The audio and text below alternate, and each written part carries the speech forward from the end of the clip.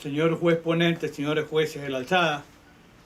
Para efecto de registro, soy Alfonso Zambrano Pasquel, soy abogado defensor del ciudadano Rafael Vicente Correa Delgado, condenado en este proceso como expresidente de la República. Señor procurador, señora fiscal, señores abogados también de la defensa, señores procesados. Recapitulo brevemente lo que estaba diciendo anoche cuando se fue la señal. A ver, en orden de ideas, yo puedo afirmar porque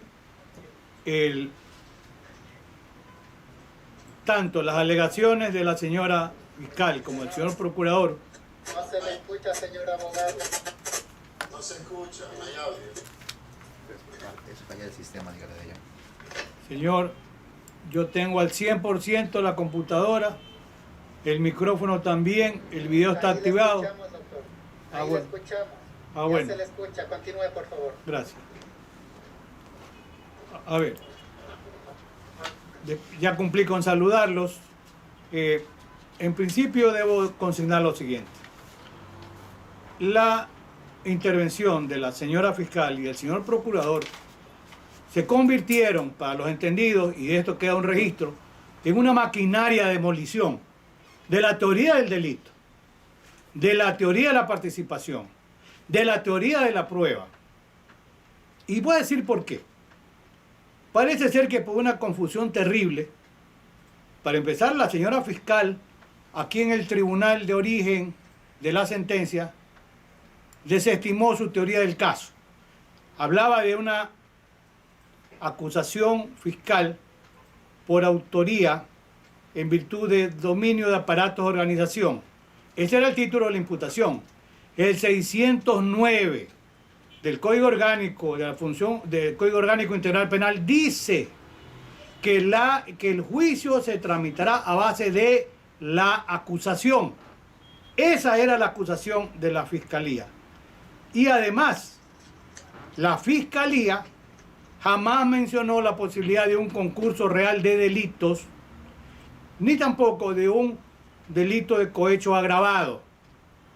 Entonces, el tribunal termina condenando por delito de cohecho agravado y supone que se habría utilizado el tema de los sobornos para cometer otros delitos como los de peculado, de enriquecimiento ilícito y de lavado de activos. Pero es que eso no está probado, pues. Ahora la señora fiscal dice, no, vamos a investigar. Primero investigue, pues. Pero ¿cómo puede dar por sentado para una condena agravada lo que además no fue materia de la acusación de la Fiscalía? Eso es romper el principio de congruencia, pues. Los señores jueces dicen que por el principio iura novi curia. Sí, claro, ellos tienen que suplir la falencia de derecho que puedan tener los abogados. Pero no pueden primero inventarse una teoría del caso propia para el tribunal, que no fue materia de la acusación, que no fue materia de la prueba, que no fue materia del contradictorio, que nunca fue discutida ni alegada, pues. Claro que se deja en indefensión al expresidente Rafael Vicente Correa Delgado. Y claro que rompe el principio de congruencia. La señora fiscal algo dijo ayer de que, y esto a mí me pareció una ofensa, dijo que de pronto los catedráticos nos llenamos de doctrina. Lea el artículo 28 del Código Orgánico de la Función Judicial, pues, que dice que para resolver hay que acudir a la fuente del derecho, hay que acudir a la doctrina y hay que acudir a la jurisprudencia. Por supuesto que yo me siento afectado. Mis manuales de derecho penal, de teoría del delito, teoría de participación están publicados en Argentina, en Perú, en Colombia, en Ecuador. Mis trabajos ruedan en España, en México, en Brasil, en Chile. ¿Cómo va a decir que vienen los catedráticos con sus teorías? Tiene que aplicarse la teoría. Y hay que aclarar. Autor directo o mediato es quien tiene el dominio del hecho. El instigador no tiene dominio del hecho.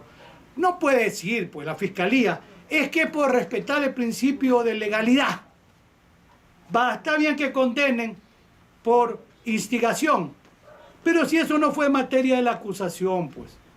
Fermín Ramírez versus Guatemala, del año 2005. A ver, Fermín Ramírez se lo acusa por un delito cuya pena era de prisión de por vida. Y el tribunal termina condenando a Fermín Ramírez a pena de muerte. Entonces, ¿qué pasa aquí? La acusación de la fiscalía fue por una forma de cohecho y el tribunal condenó por cohecho agravado. Claro que se rompió allí el principio de congruencia. Eso no tiene discusión. El señor procurador mencionó así de manera muy rápida y estaba bien por el tiempo al profesor Roxin y al profesor Gunter Jaco. Pero no nos dio una explicación. Miren, se incurre en una falacia cuando se cita autores y no se dice la pertinencia, el argumento del autor para sostener pues válidamente una hipótesis, una tesis, etc. A ver, el profesor Roxin y el profesor Gunter Jaco, a quien he tenido la suerte en vida de conocer a ambos en distintos momentos, ambos coinciden en que es necesario determinar el rol. Entonces, el presidente de la República, claro que tenía el rol de presidente. Y sobre esto hay un notable jurista que yo empecé a mencionar, el profesor Luis Greco. El profesor Greco nace en Brasil, pero está en Alemania. Y sobre eso, el tribunal de origen, que además el 627 prohíbe hacer calificaciones ofensivas a los justiciables, y dijo que el expresidente Correa era un autócrata que manejaba las 5 funciones del Estado. Eso es ofender al expresidente, pues. Que quede constancia en este registro. Greco, ¿qué dice? Greco dice incluso que él, por eso se lo cita mal a Greco, que él no ha desarrollado un libro en profundidad el tema de los delitos de infracción de deber. Porque dice Greco, es suficiente lo que ya ha explicado el profesor Roxin, que es su maestro, y el profesor Bert Schunemann, a quien también conozco y tengo la suerte de haber participado en algún evento. Schunemann, ojo, en el tema de infracción de deber, ¿qué dice Greco? En Brasil, y el tribunal cita el caso Mensalao, pero lo cita, pero no dicen nada más. En Brasil, el profesor Roxin dijo, como aquí, y ya ojalá que haya tiempo de consultarlo a Roxin, él dijo, ese tribunal ha aplicado de manera indebida mi teoría. Claro, como aquí, cree que porque lo citan a Roxin, lo citan a Jaco, ya ¡pum!, está legitimada la condena. ¿Qué dijo Roxin? Señores, no me citan bien. Y entonces, lo que ha dicho Greco tenía razón el profesor Roxin. Pero Greco no ha dicho que entonces vamos a utilizar el delito de infracción de deberes. Eso lo inventó el tribunal. Hay un video interesante. El profesor Ramiro García Falconi, con quien también me solidarizo, porque es un académico, por supuesto. Podemos tener puntos de discrepancia, pero es un hombre que sabe bastante.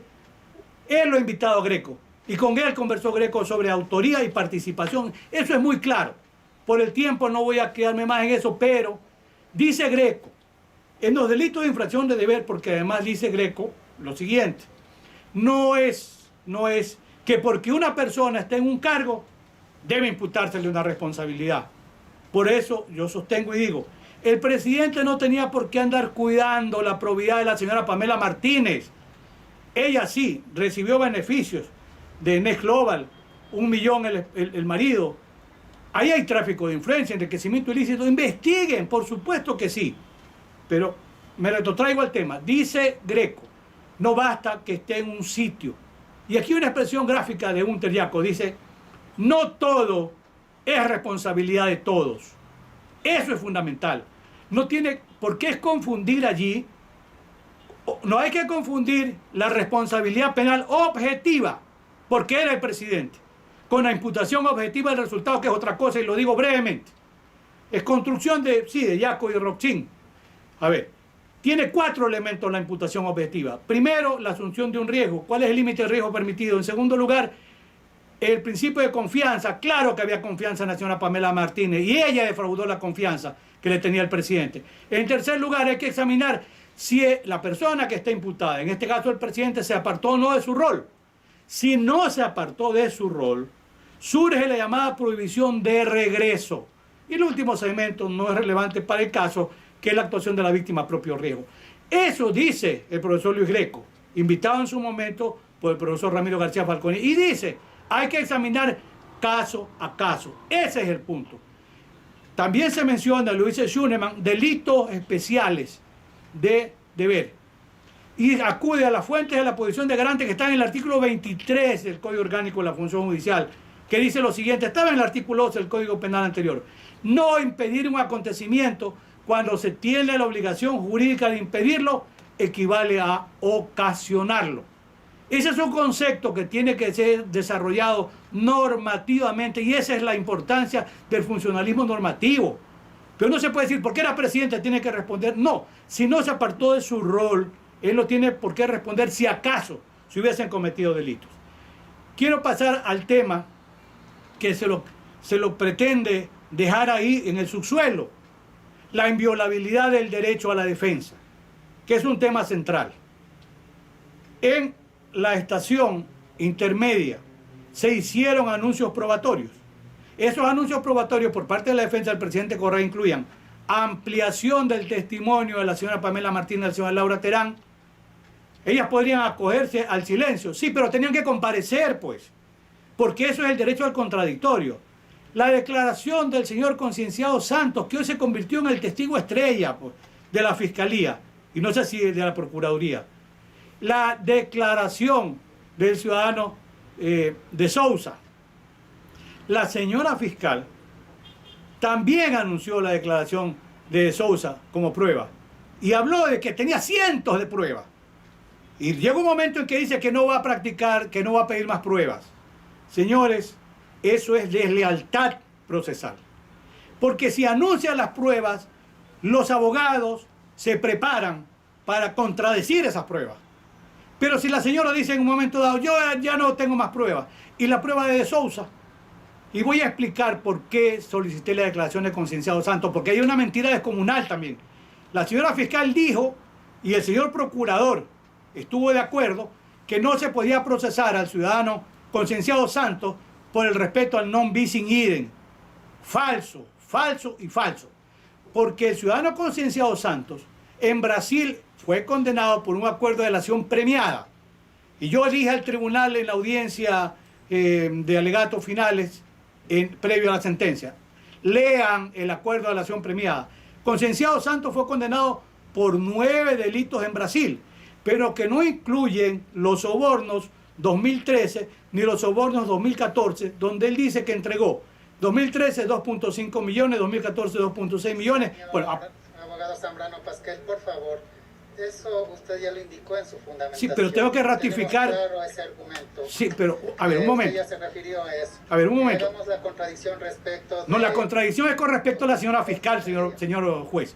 Ella dice ayer que el gran testigo es Concienciado Santos. No, perdóneme, señor. Usted está interrumpiendo el derecho a la defensa. ¿Cómo voy a contradecir algo que dijo la señora fiscal? Pero si creen que no es suficiente, ojalá que tengan tiempo de escuchar el video. ¿Por qué? Porque Concienciado Santos no ha sido condenado en Brasil. Perdónenme, señores jueces. Eso es una mentira de la fiscalía. Ahora lo están enjuiciando. Pero además, tenía sentido. ¿Cómo llegó 6 millones de dólares? ¿A dónde los llevó? ¿En carro? ¿En la metrovía? No sabemos. Porque esos 6 millones no están contabilizados. No forman parte de los archivos verdes. Y además se dijo que el ciudadano Correa, se volvió a repetir ayer, se había beneficiado con $6.000. En los archivos verdes contan los aportes, y esto no lo he dicho antes, contan los aportes del presidente Correa en el Fondo de Solidaridad. De allí hizo el préstamo y de allí lo pagó. Otro tema que dijo ayer la señora fiscal, se refirió a un correo. Sobre esto, ahí hay un perito que está interviniendo en este proceso, un perito informático, Grijalva me parece. Grijalva ha sido condenado ya en la Florida por un hackeo que él llama ético. Señores, los correos electrónicos, nosotros somos usuarios, ustedes son usuarios, pero los dueños de la cuenta de los correos son los que dan el servicio, Google, Microsoft y Yahoo. El perito Grijalva se metió a correos sin estar autorizado por Google. Ya ha sido condenado en la Florida a un acuerdo, a una reparación, y ha sido juzgado en contumacia. Porque aquí creen, señores, eso es violar la intimidad. Pero además de eso, ese correo que la señora fiscal dice que es prueba contra el ciudadano Meri y contra el ciudadano Correa, es de febrero del año 2018. Febrero del año 2018. ¿Y qué es lo que comentan allí? Que Concienciado Santos en Brasil se ha acogido a un acuerdo de delación premiada. Nada más. Entonces, a ver, la prueba pedida tenía que ser practicada. En el caso Carminiani versus juez de Durán, sí, usted me va a decir que ya lo dije, sí, pero por favor escuchen. Señores, la Corte Constitucional dijo que no se podía dejar en indefensión. y que el principio de celeridad sí es importante, pero el más importante de todas las garantías, el derecho al debido proceso y la inviolabilidad del derecho a la defensa. Dicho en Carminiani versus Juez de Durán, mayo de 2009. Y además está Ricardo Canese en Sistema Interamericano, dicho en el año 2004, porque se lo dejó en indefensión. Cuando se deja en indefensión porque la doctora Camacho ordenó que se practique la prueba, el tribunal la aceptó y no la practicó. Eso es violación del derecho de defensa y eso es motivo suficiente para que se declare la nulidad del proceso, que lo hemos planteado como excepción procesal penal perentoria. No quiero cansarlos más ni ser objeto de observaciones que no tienen razón porque estoy haciendo el derecho a la defensa, pero voy a recapitular. Se hizo pedazos la teoría de la imputación. Se ha confundido como que fuera lo mismo autor con instigador. Se pretende condenar al presidente Correa, o se lo ha condenado por un delito de cohecho agravado, que no fue materia de la acusación. Se violó el artículo 609 del Código Orgánico Integral Penal. ¿Y eso qué significa? Dejarlo en indefensión. ¿Eso qué significa? Romper el principio de congruencia. Como dice Julio Mayer, el juez no es de competencia del juez cuando invoca el principio iura cura nubie, dejar en indefensión a los justiciables en primer lugar. Y dice Julio Mayer, deben resolver a base de los hechos probados. Pregunta importante, ¿está aprobado el delito de peculado, de enriquecimiento ilícito o de lavado de activos? No, está aprobado, pero eso es materia de la condena agravada. ¿Eso qué hace? Delegitima la sentencia. Primero, el planteamiento ratifico de nulidad de la audiencia de juicio, que haya otro tribunal que, actuando con imparcialidad, independencia y competencia, vuelva a sustanciar. Si eso no es atendido, solicito que, por falta de pruebas, se declare la inexistencia de un nexo causal entre el presidente Correa y un delito, y consecuentemente el presidente Correa sea ratificado su estado de inocencia. Porque no hay pruebas. Y como decía Edmundo Durán Díaz, un fiscal que sí honró el cargo público, él decía, lo que no está aprobado en el proceso no existe. Concluyo, señores jueces, muchas gracias por su tiempo. Gracias, señor abogado. La defensa del procesado Du Jung Cho